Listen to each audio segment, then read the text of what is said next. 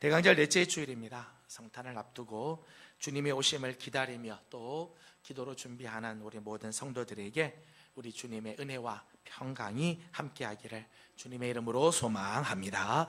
특별히 올해 우리 교회는 대강절 기간을 기도하면서 보냈습니다.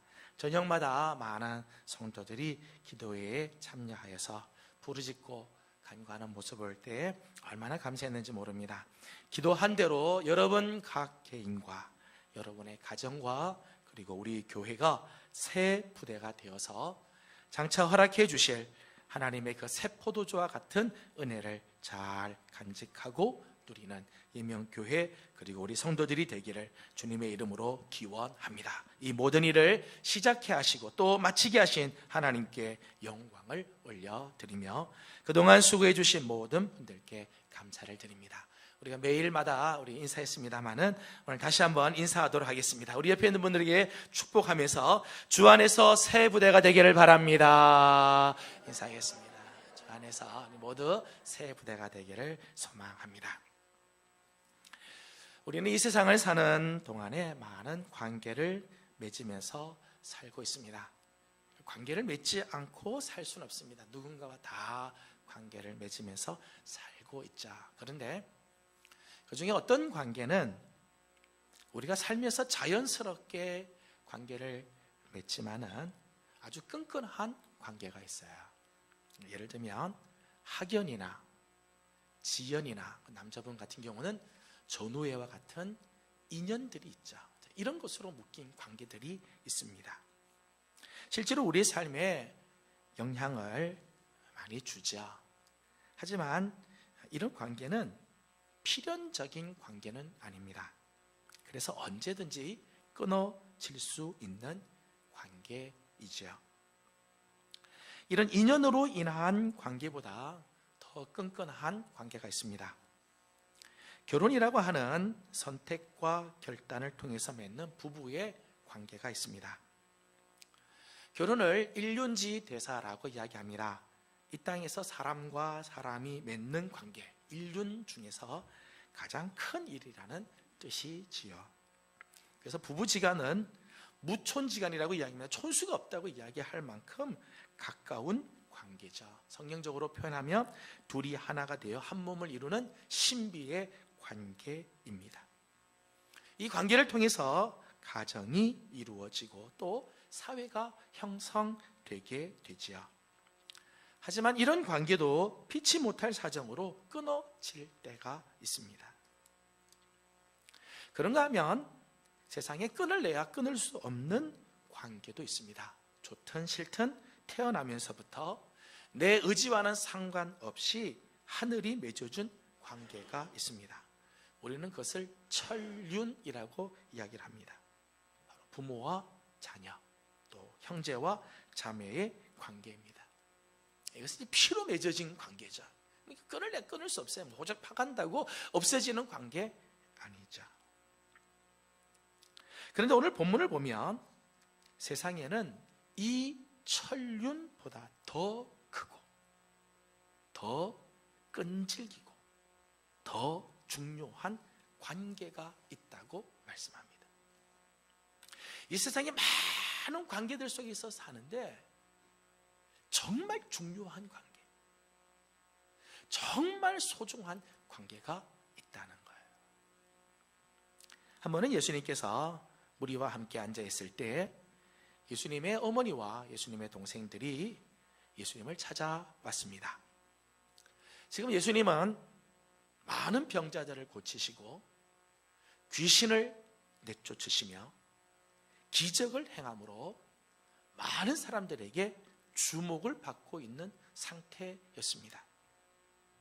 이 예수님의 모친과 예수님의 동생들이 지금 예수님을 찾아왔다는 거예요. 이 예수님의 모친과 예수님의 동생을 바라보는 무리들의 시선과 무리들의 생각은 어땠을까요? 오늘 31절과 32절 말씀 보면 이렇게 기록을 합니다. 다 같이 한번 읽어보겠습니다. 시작. 그때에 예수의 어머니와 동생들이 와서 우리가 예수를 둘러 앉았다가 여짜오되 보소서 어머니와 동생들과 누이들이 밖에서 찬나이다. 아멘. 여러분 솔직히 예수님의 어머니이고 예수님의 친동생이라면 얼마나 특별한 존재이겠어요.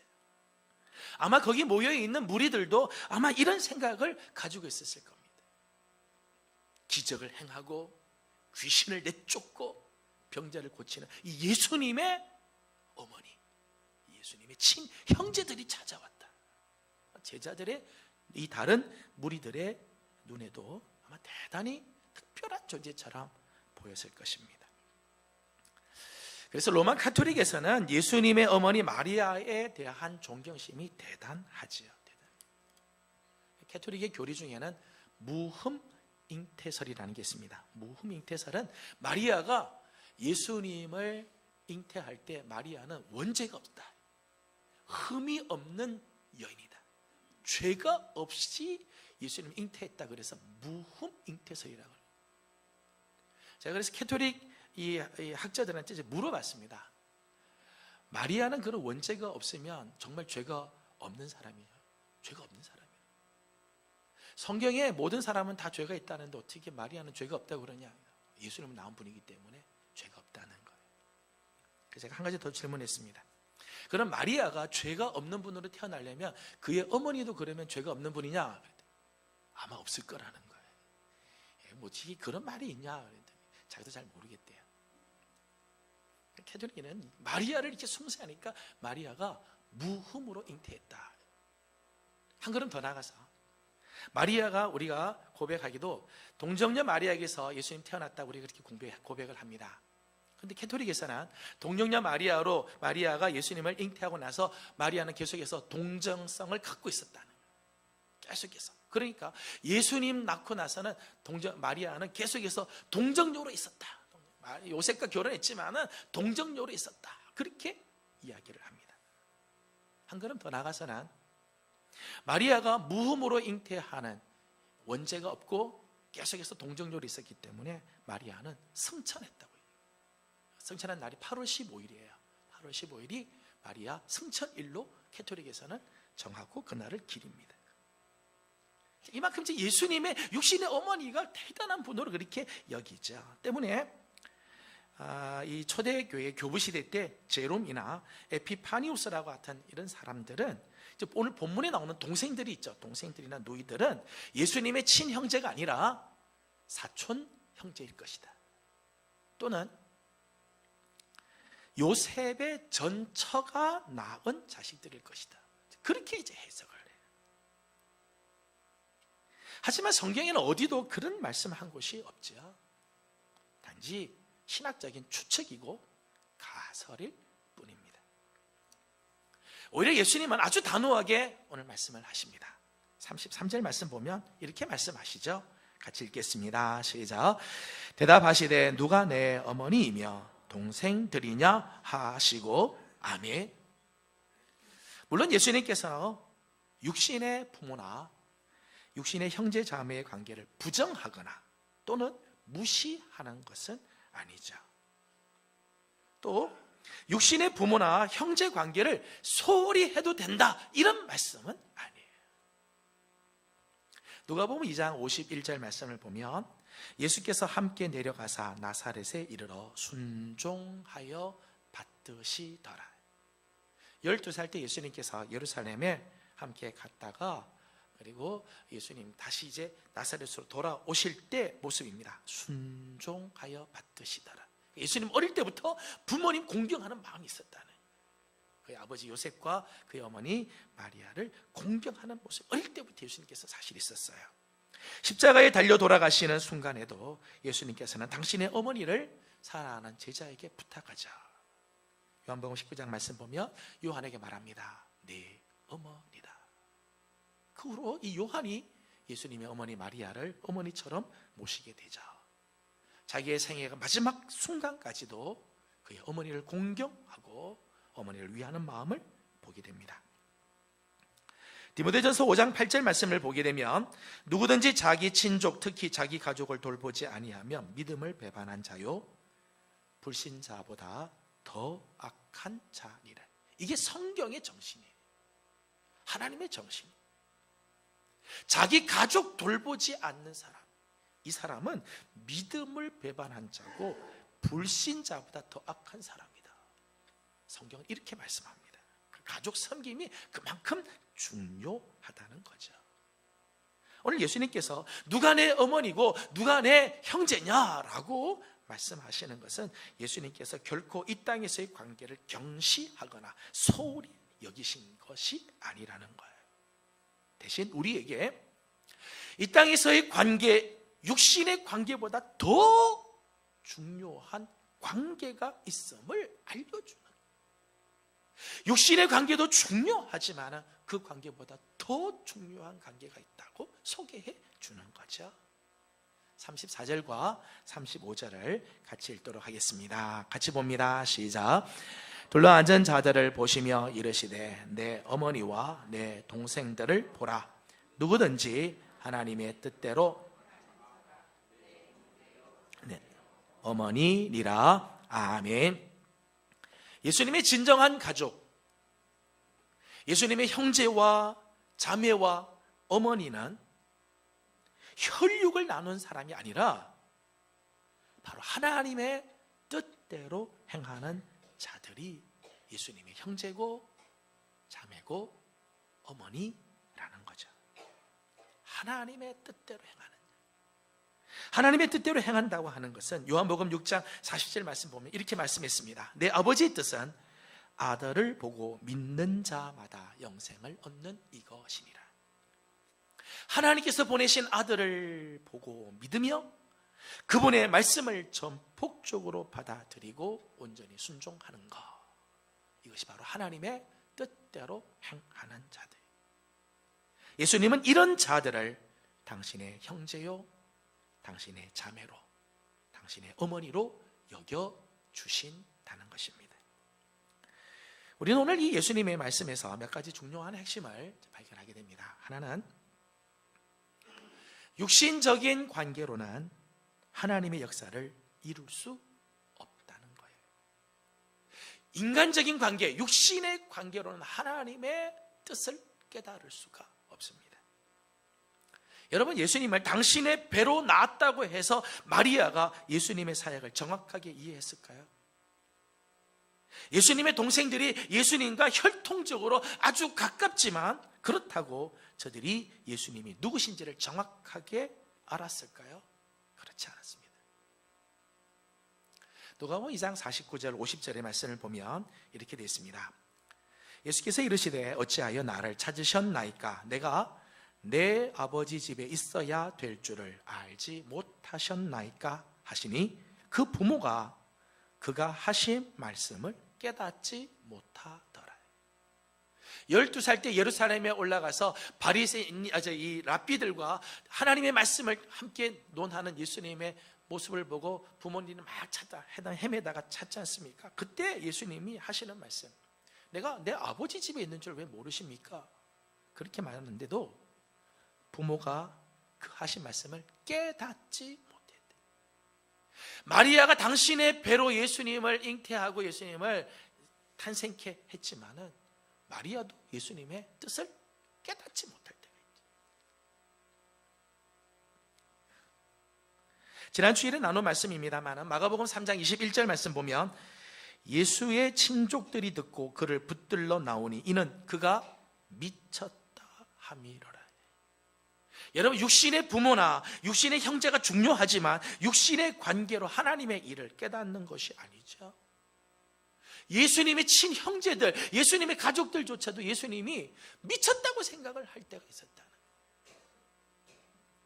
요한복음 1장 12절 13절 이렇게 말합니다. 영접하는 자 곧 그 이름을 믿는 자들에게는 하나님의 자녀가 되는 권세를 주셨으니 이는 혈통으로나 육정으로나 사람의 뜻으로 나지 아니하고 오직 하나님께로부터 난 자들이니라.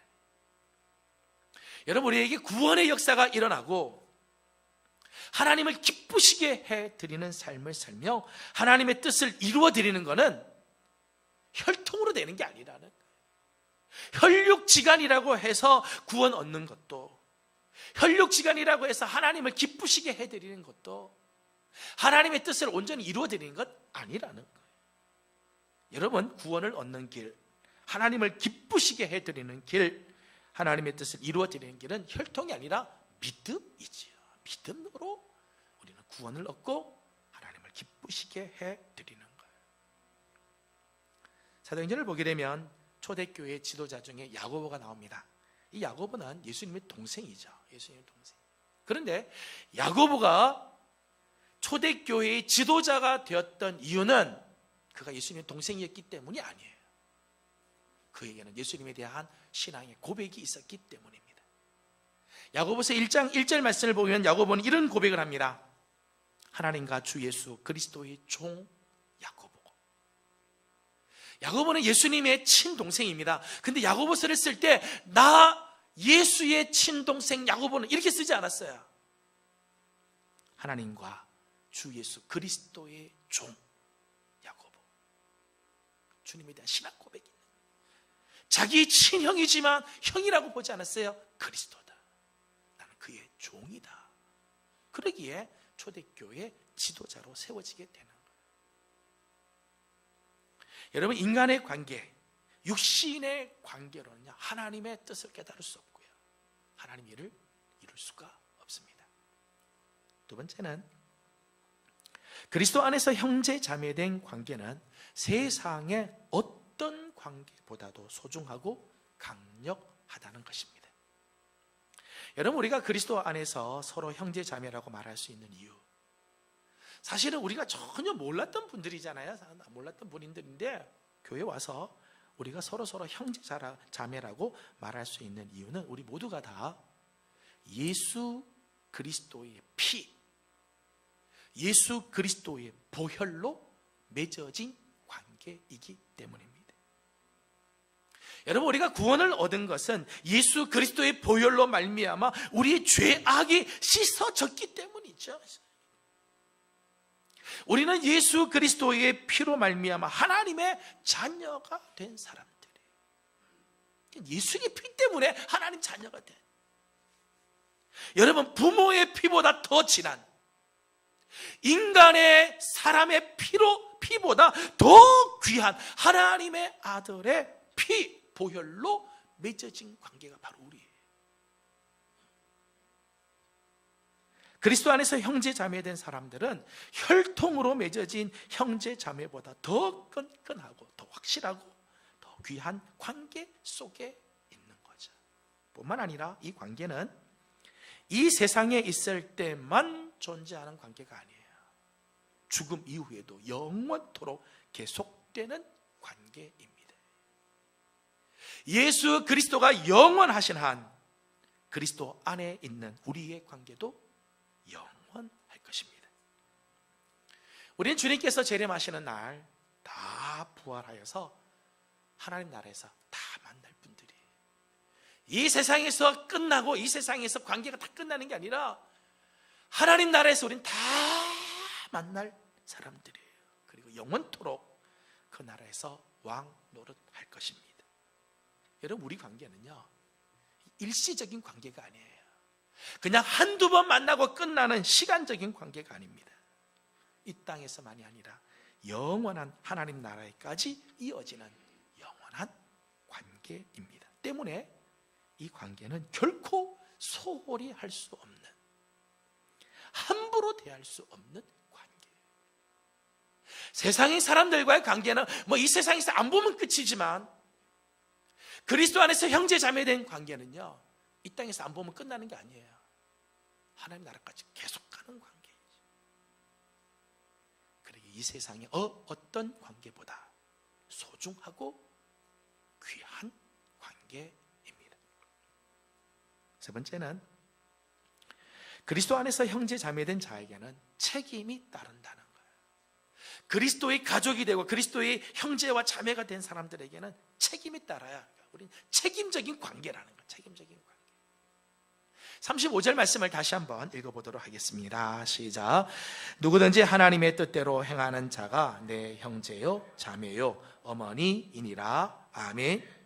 예수님께서는 하나님의 뜻대로 행하는 자를 당신의 형제로, 당신의 자매로, 당신의 어머니로 여겨주신다 말씀하죠. 때문에 예수님의 형제 자매가 되고 예수님의 어머니가 된 사람은 하나님의 뜻대로 행해야 하는 책임이 따르게 되어 있습니다. 여러분, 우리가 예수 그리스도의 형제가 되고 예수 그리스도의 가족이 되는 이 관계는요, 그냥 그저 즐기는 관계가 아니에요. 아, 나는 예수의 가족이 됐다, 그리고 즐기는 관계가 아니고 하나님의 자녀가 되고 그리스도 안에서 한 형제가 자매가 되었다면 그리스도의 가족답게 하나님 뜻대로 살아가야 하는 책임이 따르는 관계라는 것입니다.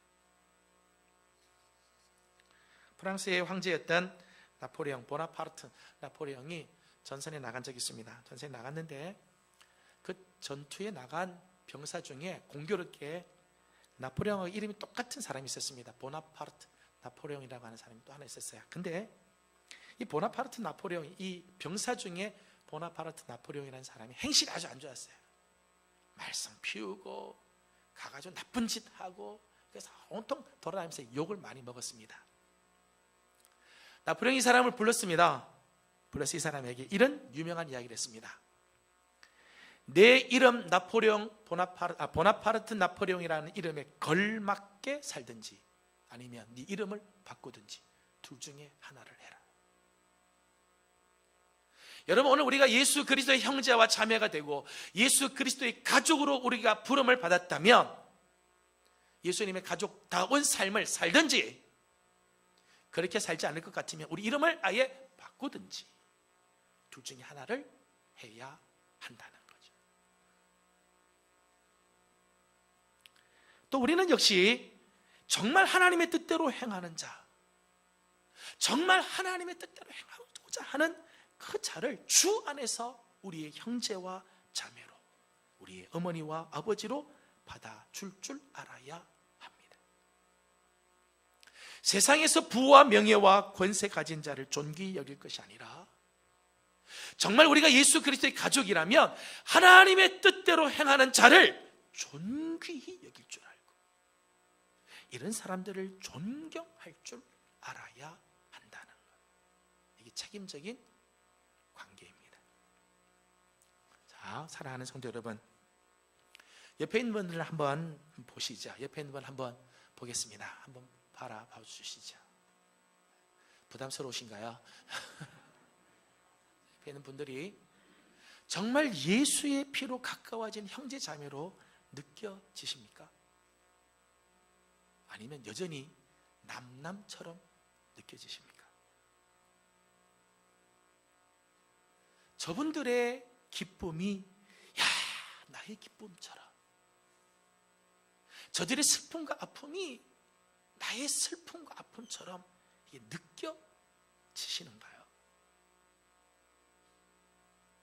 여러분이 정말 존경하고 여러분이 정말 존중히 여기는 사람은 누굽니까? 하나님의 뜻대로 행하는 자입니까? 아니면 세상적으로 부와 명예와 권력을 가진 사람들입니까? 여러분은 그리스도의 형제 자매로 부름을 받은 자답게 오늘도 하나님의 뜻대로 행하는 삶을 살기 위해 노력하고 있습니까? 여러분, 누가 정말 예수님의 형제요 자매며 누가 정말 예수님의 가족일까요? 영상을 하나 보고 말씀을 맺겠습니다.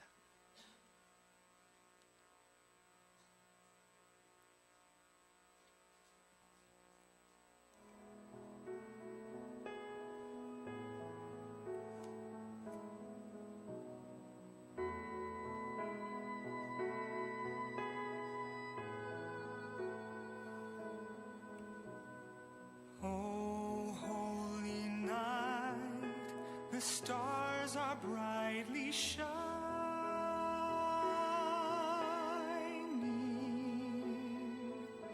It is 다 끄세요. of our dear Savior's birth.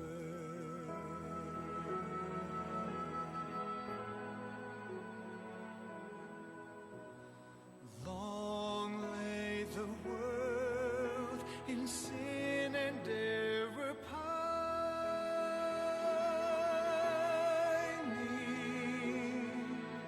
till He appeared and the soul felt its worth.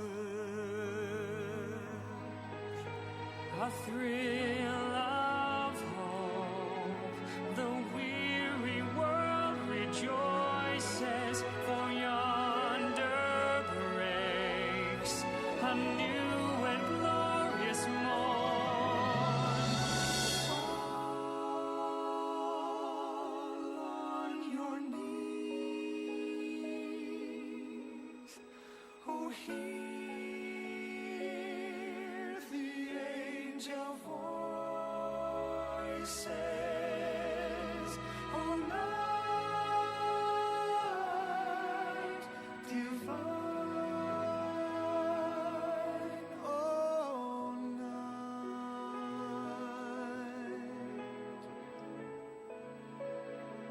when Christ was born.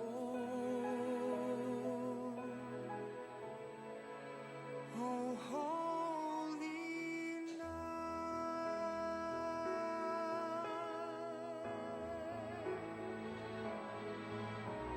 Truly He taught us to love one another.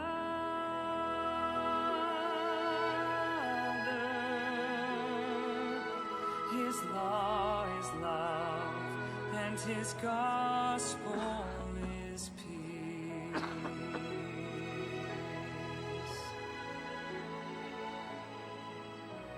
Chain shall He break, for the slave is our brother,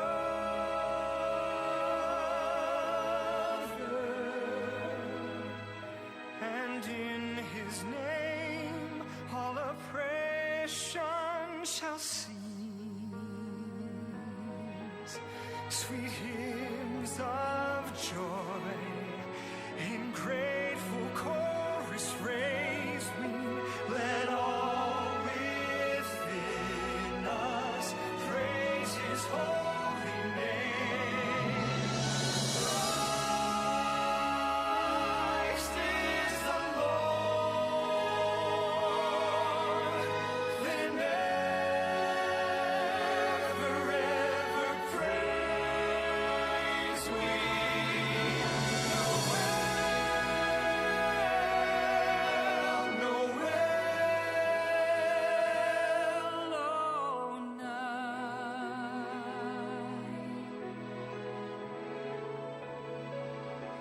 When Christ was born,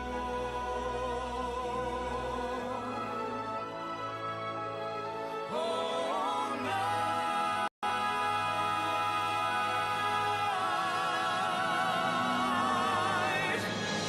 fall on your knees, oh, hear the angel voices, oh, night divine,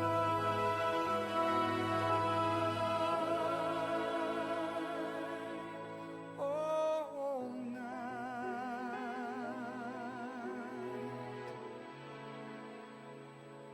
when Christ was born.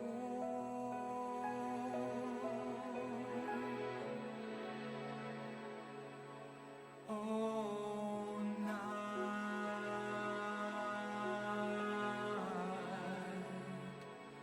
when Christ was born.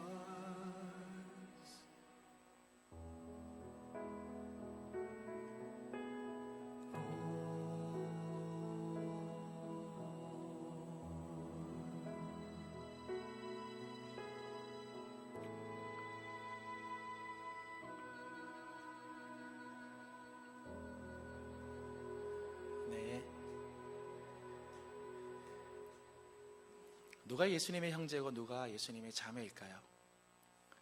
예수님의 혈통적인 가족이 예수님이 진짜 가족일까요? 오늘 예수님 말씀합니다. 하나님의 뜻대로 행하는 자가 예수님의 형제, 자매요, 예수님의 가족이다. 말씀을 맺습니다.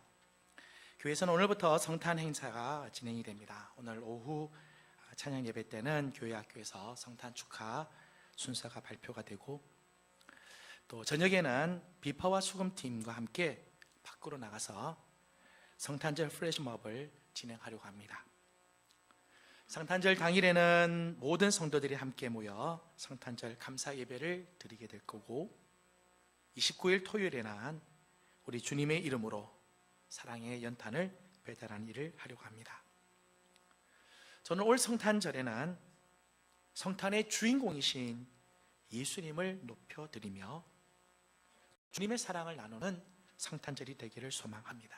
특별히 우리를 당신의 형제와 자매로 불러주시기 위해 이 땅에 오신 예수 그리스도께 감사드리며 주님의 가족답게 하나님의 뜻대로 행할 것을 다시 한번 다짐하는 성탄절, 예수 그리스도의 마음을 품고 세상을 향해 나아가 그리스도의 사랑을 전하고 주님의 사랑으로 저들을 품는 그런 기쁜 성탄이 되어지기를 주님의 이름으로 소망합니다. 기도하겠습니다. 귀하신 우리 아버지 하나님,